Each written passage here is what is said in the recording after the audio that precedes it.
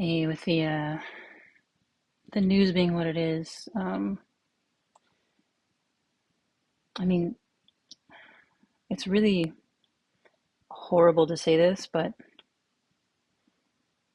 massacring people in Gaza has become so routine. It's not a news story. It's just what's happening. It's just what happens every day. 100, 200 people being lured to aid distribution sites and massacred. And then the apologists and spokespeople for the people who commit the massacres are given platforms to lie about it. That's just our daily reality. I don't watch mainstream news very much. I just can't stomach it. Um, it's just it's just this airbrushed hell of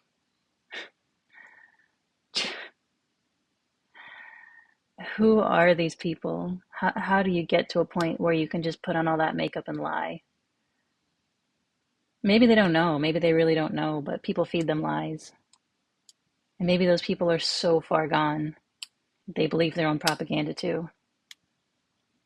I mean, they certainly believe, many of them certainly believe that Palestinians and Iranians just aren't real people, don't really matter. Just so they find a way to, the way to talk about them, either pretending, the little crocodile tears, oh, we are not talking about the Iranian people, we're talking about the Ayatollahs. Yeah, you're killing Iranian people, and you're also invading a sovereign country, and you're also terrorizing millions of people in a completely unprovoked attack after another completely unprovoked attack in 1953 when the US and the UK overthrew Iran's democracy to steal their resources. So, like, yeah, um, I mean, of all the places in the world I hope to visit someday, Iraq, Yemen, Iran, like, it's nothing sacred. It's all just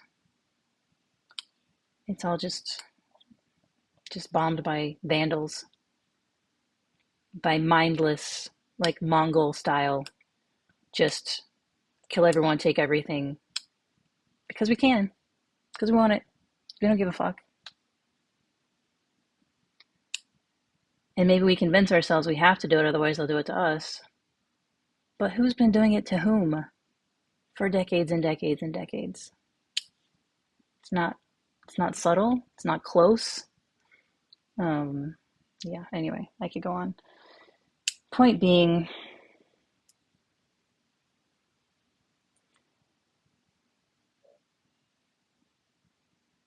I'm totally helpless to change the course of any of this. The people who aren't helpless are helpless to change the course to their liking. Donald Trump, he's probably not going to like the results. He wanted to. I mean, he plays it like he plays both sides. He talks out of both sides of his mouth all the time, but he wanted to be like Mr. Peacemaker and stuff, and now he's sending all of his resources, all of his military resources to the Middle East to potentially engage in what could be the most ruinous war of my lifetime. And there have been some ruinous fucking wars. This could be much, much worse. And he's helpless to, like, just make Iran do what he wants. It just doesn't seem to be how things work.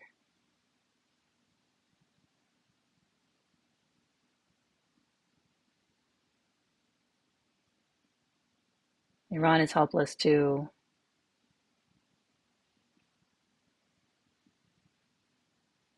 make the U.S. and Israel less racist and less crazy. Like, I'm no fan of any of these regimes. That's not the point. The point is the ones that claim to represent me, and the one that claims to represent me, the U.S. government, and the one that uses my tax dollars to do its shit and controls or heavily influences many of my elected representatives. They're the ones I feel responsible for. They're the ones who claim to act in my name. They're the ones who act with my resources. and they're being more insane than the Ayatollahs in Iran. They say, oh, those guys, they're fundamentalists, they're crazy, they want to destroy everything. Who's a fundamentalist? Who's destroying everything?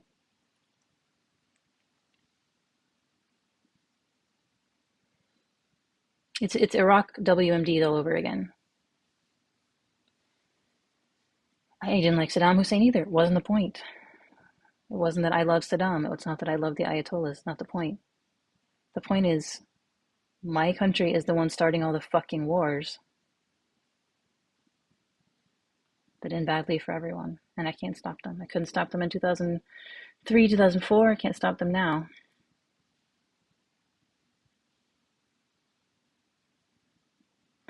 And as I was reading some of the news of some of the sites hit,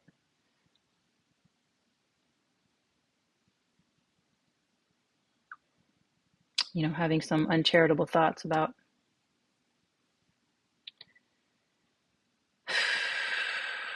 just how brainwashed Israelis and Americans are to see. I mean, yeah, the Iranian Ayatollah uses words like the Great Satan. Okay, that's not great. But we don't even have to. We just like, no, they're not human. Don't matter. We can destroy them. We can nuke them, fuck them. We can destroy their cities, take away their, assassinate their scientists, assassinate their leaders. They don't matter. So it's like, yeah, they're like, oh, they call us the Great Satan. It's like, yeah, you're the one who's fucking assassinating the shit out of them and destroying anyway. Yeah, the bullies claiming to be the victims. It's so fucking predictable. And things aren't great on the home front either.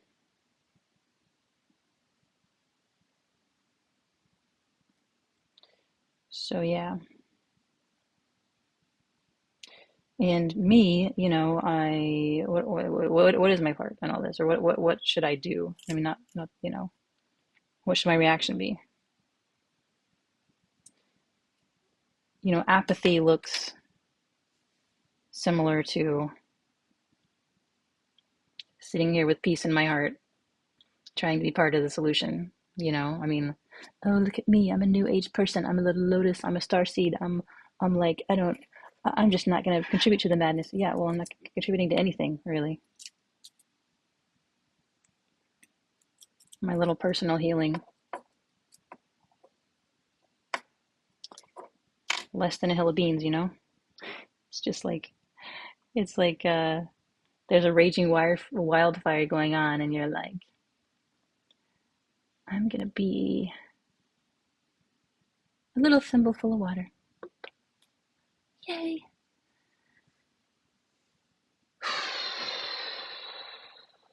There's that story about the hummingbird got a little water in his beak and rushed back to the raging wildfire just to try to do something, right? And somehow it like inspired the gods to send rain.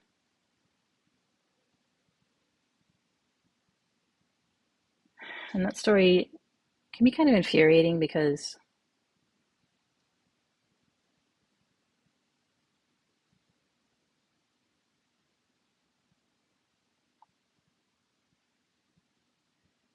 you're still waiting for Deus Ex Machina.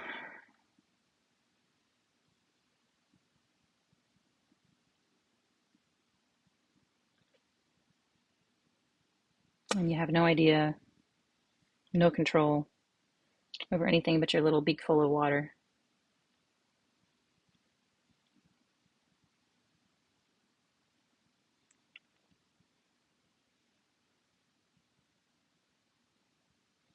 And what does the beak full of water mean? Does it actually mean, in the case of potential world war?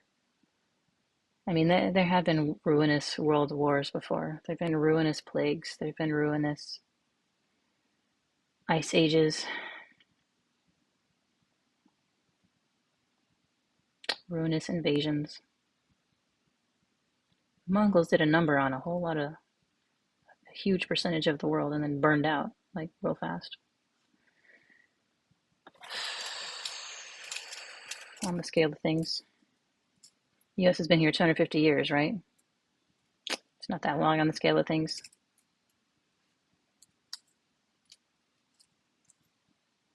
I think it was Catch-22 where the Italian kind of villagers were like, we don't give a fuck who wins the war. We're just going to stay on our land. We're going to keep our heads down, stay on our land, continue doing what we've been doing for thousands of years. Empires come and go. We're still here.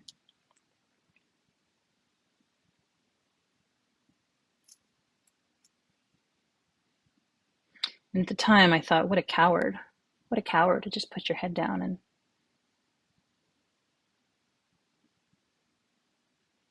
not care who wins World War II. Because seemingly, if the Germans had won, things would have been much worse for Italy. But guess what? The Germans,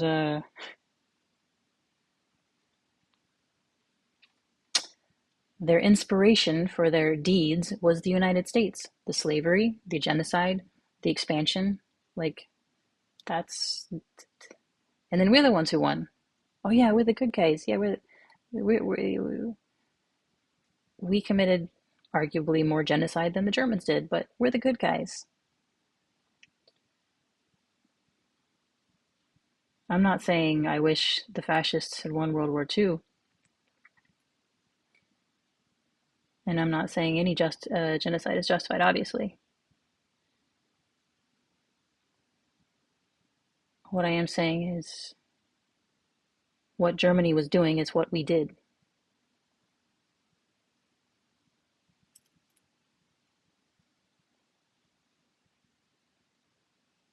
So it's like we kind of, by our actions, we created this monster, and then we had to put the monster down. And by our actions, we created the Iranian Ayatollahs.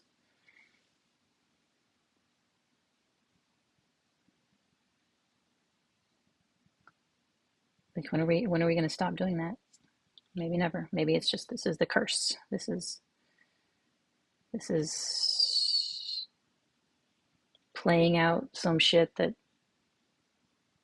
a few good men and women, you know, we can enjoy this or that pocket of peace, and then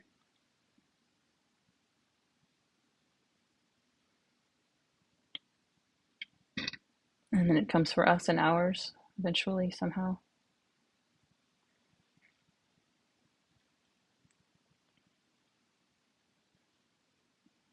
The story goes on. This sordid, shitty story.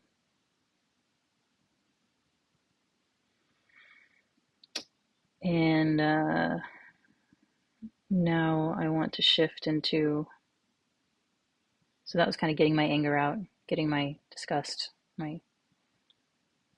Well, okay, one more angry thing. So as I was reading the news, having less than charitable thoughts about plenty of people, I was thinking, like, okay, I'm not the one having these uncharitable thoughts. I'm the one observing the uncharitable thoughts, right? It's not really me. There's no really me. It's just there's observation going on.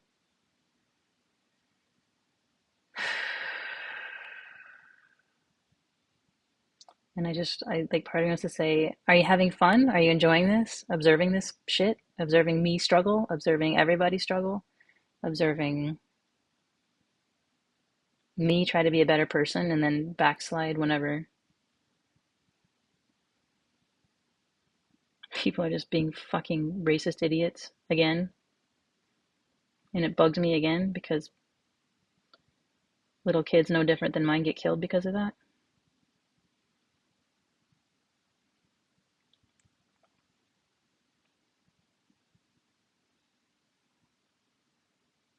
And I just want to shake everybody by the shoulders and tell them to grow the fuck up. And I'm still trying to grow up myself because shaking people by the shoulders doesn't tend to wake them up, just tends to piss them off even more. See, I'm a lunatic too. I keep having the same thoughts over and over again that go nowhere too. I keep getting rage in my heart toward people who think differently than I do, too. And I know they're lost children. I know they've been hurt. I know they've been brainwashed. I know I've been brainwashed too, and it's been hard for me to get past it, and I've had every advantage. But I still want to put the evil out there somewhere and be angry at them. I still want to say that I'm not like them. I still want to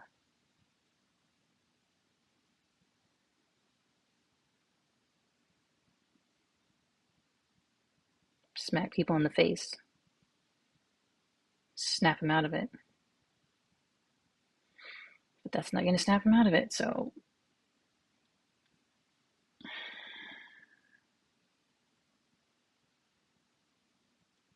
you know, I have a pretty good,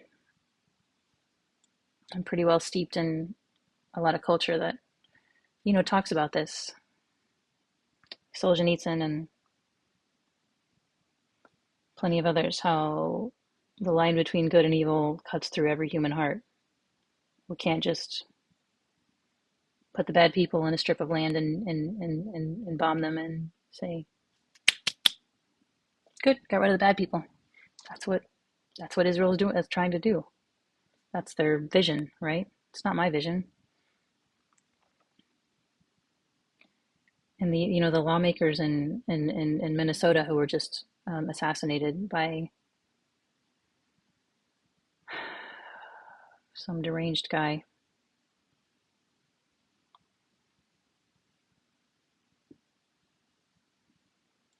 The people of Minnesota are not braying for revenge. They're holding a vigil. They seem to be decent people, not sort of the blood crazed,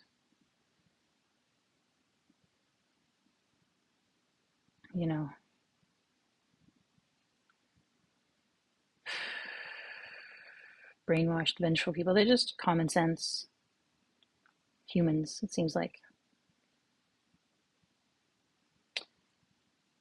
And in a way, it's a beacon of hope. It's a demonstration of what can be possible. But it also feels like a little tiny bucket of water in a raging wildfire. I mean, I guess the idea is, add your little drops to the bucket and who knows what might happen. But yeah, are you entertained? Whoever's watching this, whoever's observing, whoever's seeing my thought process that goes in endless circles and seeing so many other people's thought processes that go in straight lines to hell. You having fun? Is this the show you wanted? Probably can't even personify it. It's probably, I mean, God knows. God fucking knows.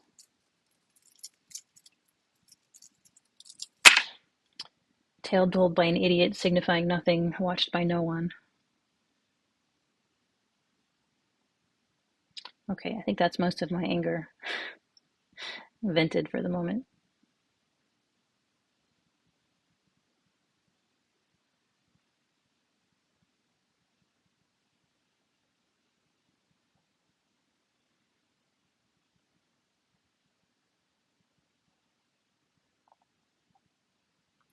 And yeah, under the anger is a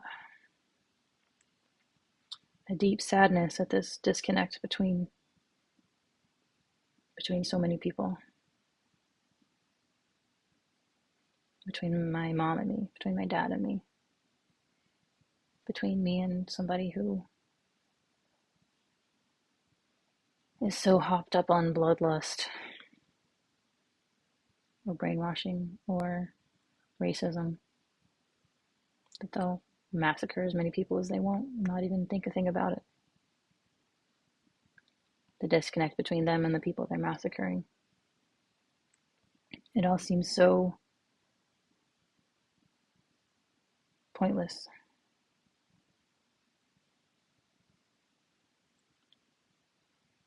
And just so sad. So sad. And such a fucking waste, too, because, I mean, whole cities in ruins. All these things people built, and then they'll build again.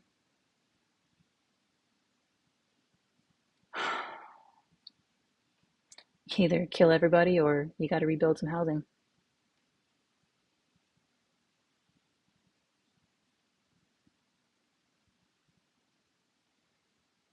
Either,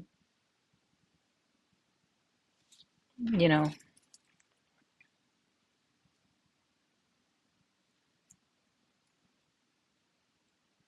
here's something that really makes things even more messed up, right? What if Donald Trump and Netanyahu accidentally do a good thing? What if, I mean, the Iranian people don't like the regime. It's not fair that the US and Israel get to dictate what the Iranian people do again, you know? But,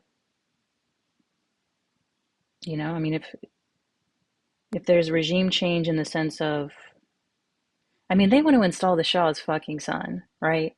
I mean, no, it's so insanely idiotic.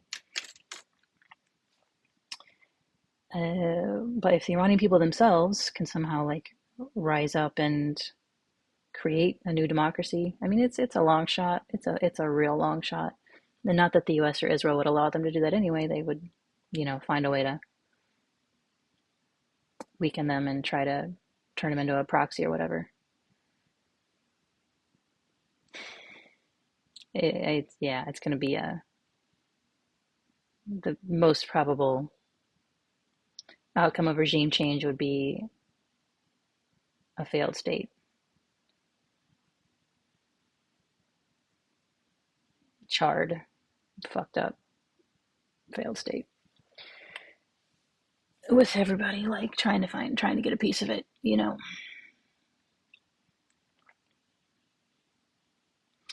But I mean, like I say, and even a stopped clock is right twice a day, so you never know how like somebody can try to do something terrible or think they're trying to do something good, and it ends up being terrible. But then there's positive ramifications down the line. Haven't seen any from Iraq. Haven't seen any from Afghanistan. My God, did these people like? Did they just willfully just like history gone? Like fucking seriously, it blows my mind. It absolutely blows my mind. Um,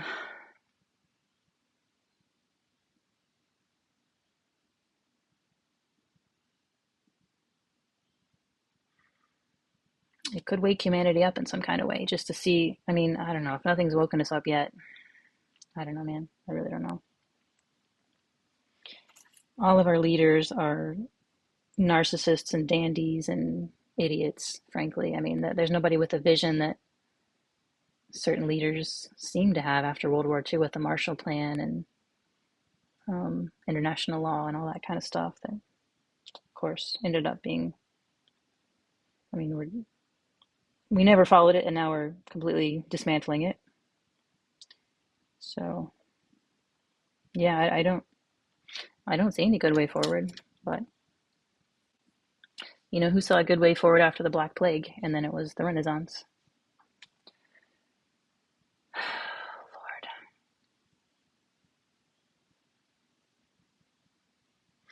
And then maybe a comet will come and just make it all a moot point.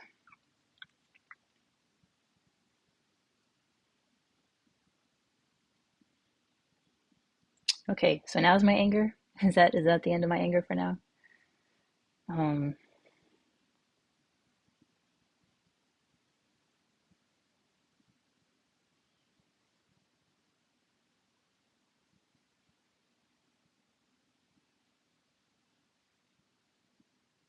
so yeah, a counterpoint to that in a way. There've always been good people in the world. Most of the people in the world have always been just trying to feed their families and have some fun, you know?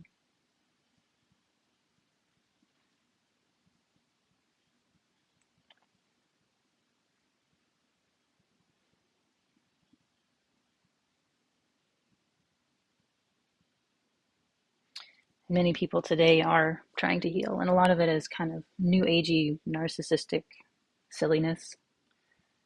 But some of it, like, people are really digging deep. Some of it is like psychonaut, oh man, let me tell you my DMT trip. And some of it is like really trying to disengage from the bullshit, you know. Without glomming onto some new bullshit, but like really trying to find a kind of a genuine, grounded experience of existence, whatever that means.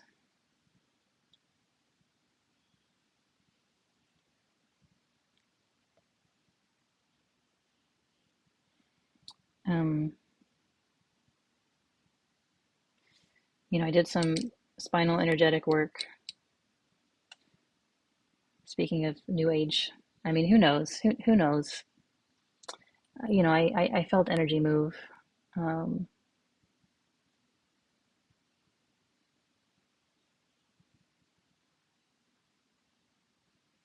yeah, who knows? Who knows anything?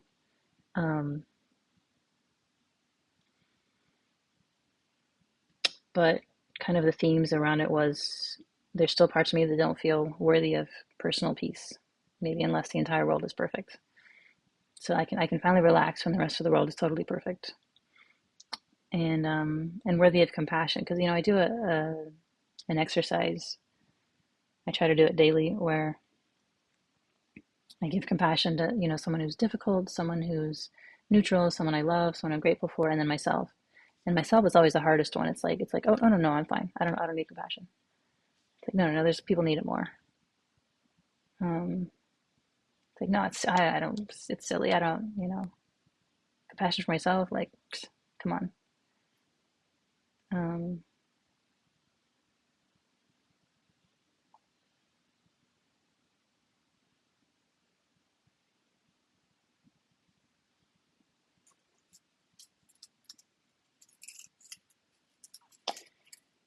that seems to be a major impediment to healing.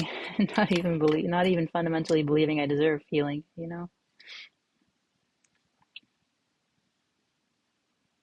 Part of me. I mean, obviously there's parts that seem old, old as in like inheritor of ancient wisdom, and parts that are just still a scared little girl trying to please someone so that she can feel safer. It's strange to be so schizophrenic in a way. I mean, most people are schizophrenic in this way, or but they tie it into a package called an identity, and then they don't look beyond that, and then that's behaves them to causes them to behave in extremely irrational and destructive ways. Or who knows? Sometimes maybe it just sort of keeps them on a reasonably non-chaotic path. That's part of the fabric of the whole. I don't know. I don't know anything. I don't know. I don't know what's good or bad. But yeah, feeling worthy of peace and compassion myself, I think will help me to feel it for others. Because honestly, compassion seems to feel easier for me the further away someone is from me, culturally or even by distance sometimes. It's much easier to have compassion for an image of a person than the actual sort of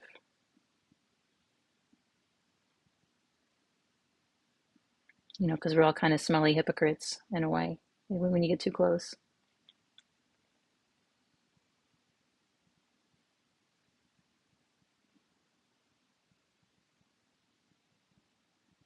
We all have our blind spots, our foibles, even our chauvinism.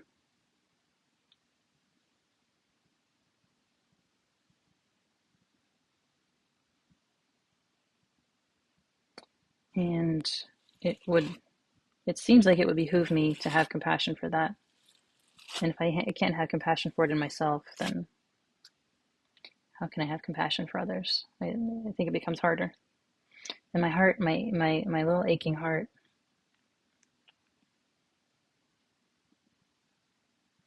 so tender lately.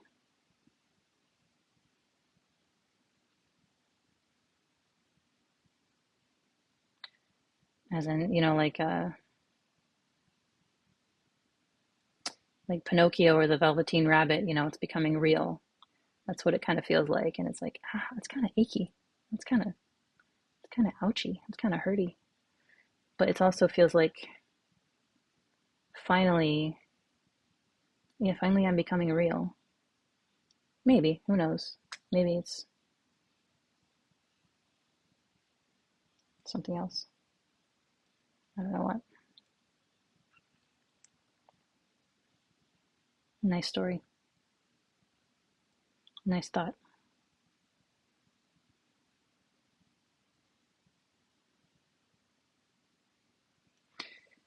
So, yeah, whatever is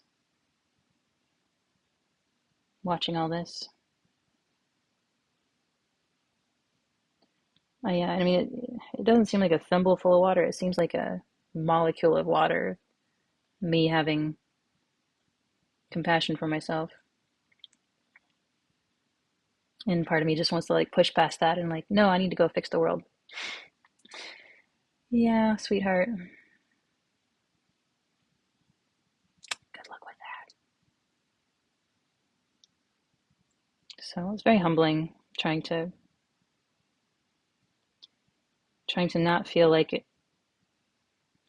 a selfish jackass for trying to heal. It's very humbling trying to heal.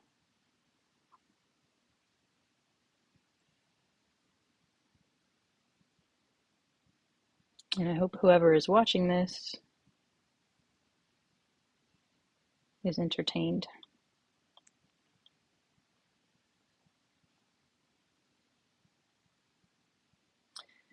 And then, of course, you can get into all the ways that the world is and the universe is beautiful, spectacular. You know, you zoom out a little bit,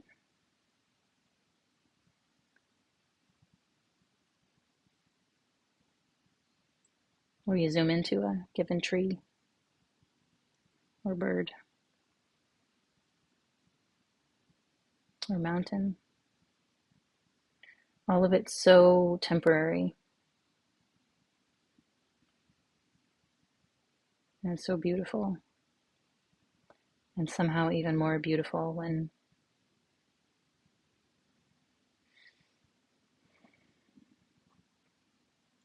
you work with plant friends, for one thing.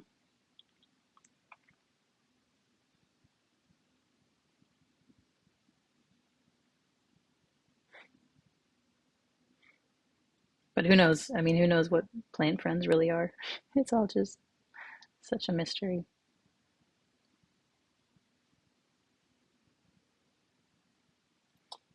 But yeah, having true compassion, having a heart that's becoming real, having true compassion for myself and the people around me.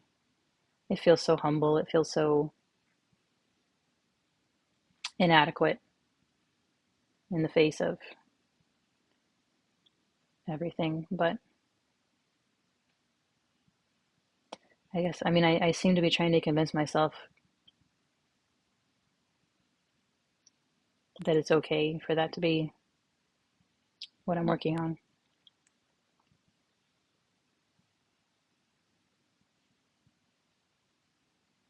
when I can't,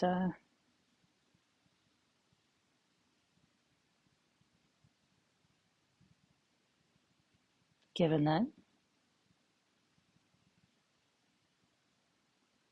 can't change the course of wars single-handedly.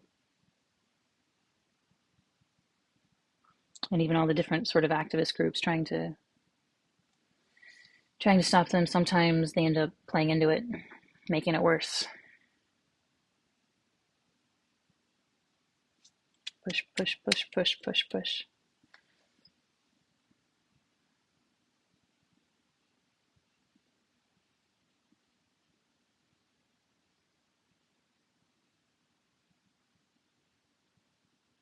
Well, the resistance to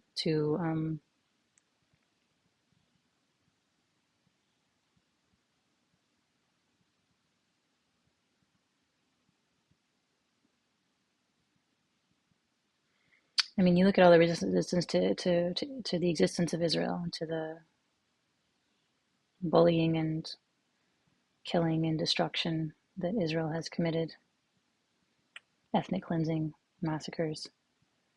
It's natural to have to try to resist that. It's natural to try to resist an imperial presence in your midst, breaking up all the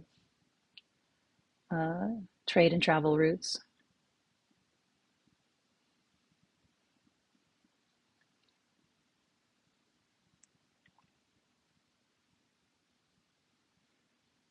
But where has it gotten anybody?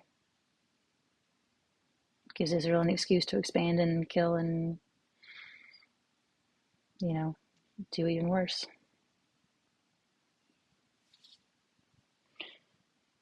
But resistance to slavery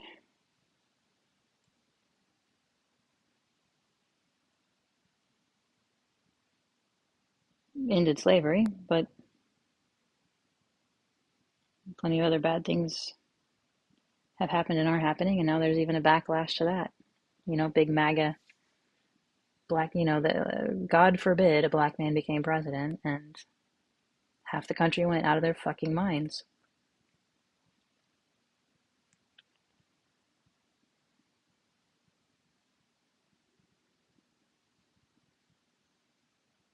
God forbid women got some rights.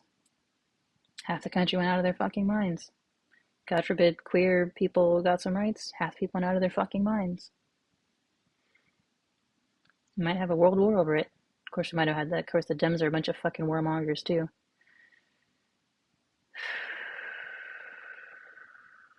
So, yeah.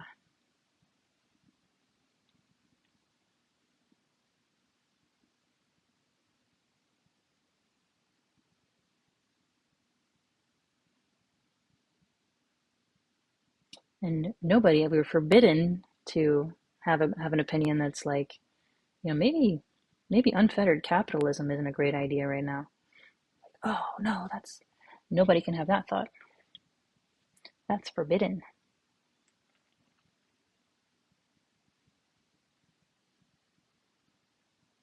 Not that I want unfettered communism either, I mean there's a middle path. Europe is in some ways doing better than we are. In other ways not. I can't manage this world, man. Nobody can. Just shaking out. Just karma shaking out.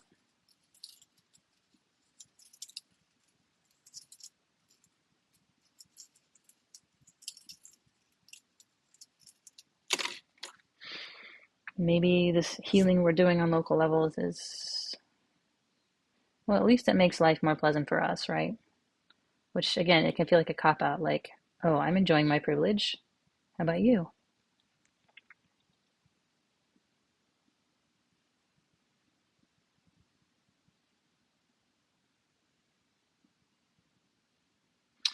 But this tendency to denigrate myself when I talk about my healing, that's part of the unworthiness, I think. Maybe. Maybe I really am worthy of healing. And worthy doesn't mean like I'm special or I'm good. It's just like it's a valid option. It's not a cop out necessarily. It's not a dereliction of duty necessarily. I want to believe that, and I guess wanting to believe that makes it less believable.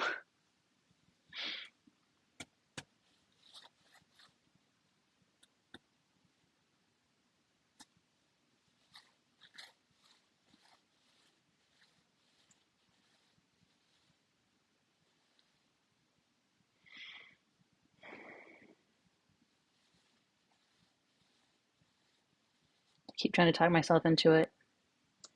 And then the next time I look at the news, it unravels again. My own anger, my own frustration. And then frustration that I'm still getting frustrated because frustration doesn't fix anything. My own internal turmoil does not fix anything.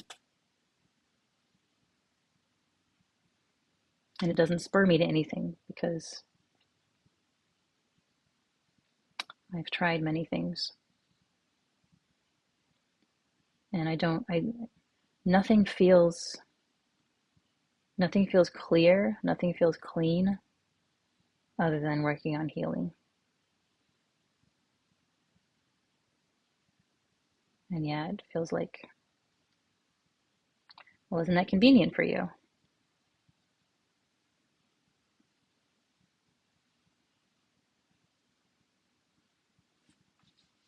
Is this healing real? Does it matter? Maybe it is as real and matters as much as anything else.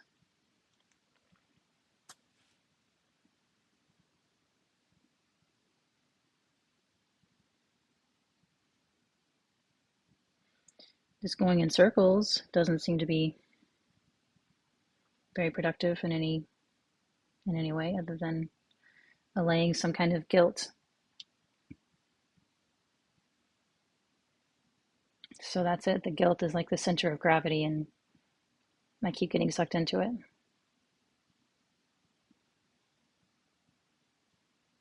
Is that what I want to run my life?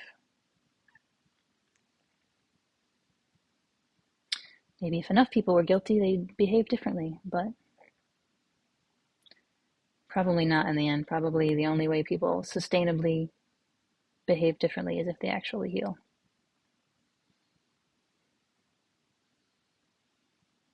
Starting with themselves. I know I've read that. I know that. I've heard that. I believe that. But I keep getting caught in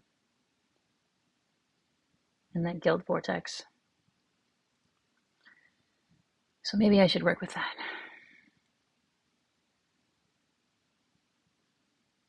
As if like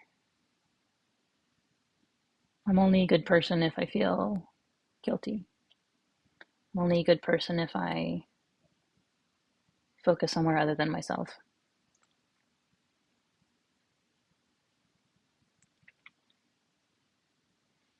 I'm only a good person if everyone on earth is happy. Because otherwise I'm just abandoning people to their suffering. And yeah, that goes back to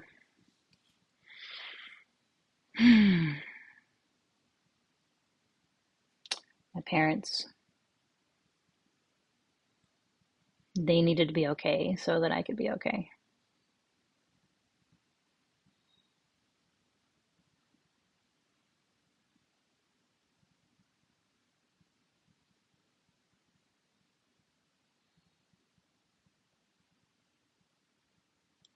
Anyway, I mean, I'm probably gonna go down this vortex more times, but hopefully this was a little bit of a blow to it, a little bit of a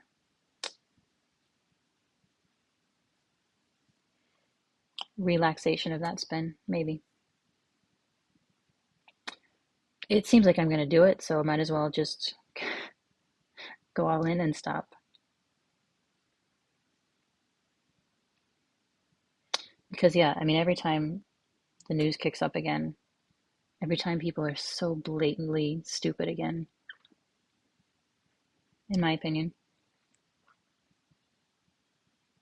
I get kicked back into the vortex, and that's on me. That's my responsibility to figure out a way to be a force for genuine compassion and not conditional compassion and not ersatz. Oh, you're way over there? Okay, I have compassion for you. Like the real tender, hard, aching, right here in front of you kind of compassion. And that starts the compassion for myself, apparently. And that's hard, but I'm working on it. Good luck out there. Love you.